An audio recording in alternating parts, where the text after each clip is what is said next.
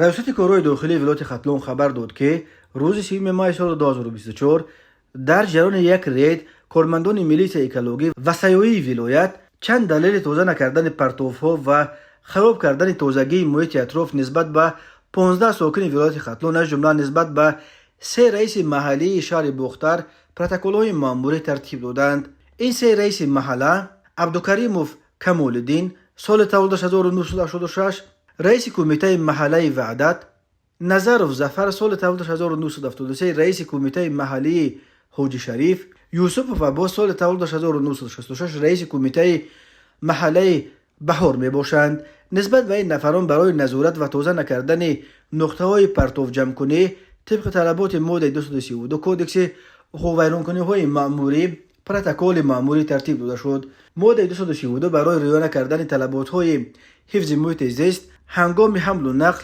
جای گیرکنی، استفاده نیست کردن پرتوهای صنعتی و معیشی و دیگر پرتوها همچون جزا و جریمه پیش بینی میکند. به شخصان واقعی به اندازه از 1 تا 3، به شخصان منصبدار به اندازه از 10 تا 15 و به شخصان حقوقی به اندازه از 100 تا 200 نشان دهنده برای حسابها. یادآور میشویم که یک نشان دهنده امسال 72 سامانی را تشکیل میدهد. در عکس‌های نشر کرده میلیس ولایت ختلون غرم‌های بزرگ پرتو دیده میشوند که ظاهراً کسی در فکر تازه کردنشان نبود.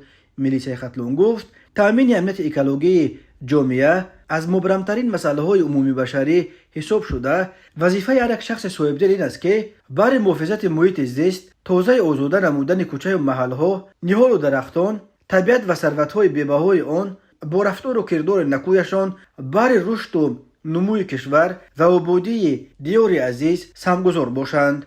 میلیس ختلون ماه فوریه سال جاری نیز از ترتیب دادن پروتکل‌ها نسبت به مسئولان و رئیسان چند محله‌های شهر بختر به دلیل فارغ‌بالی و تازه نکردن پرتوگاه‌ها خبر داده بود. مجازات مسئولان برای افلاس کردن محیط زیست در تاجیکستان حادثه خیلی نادر است.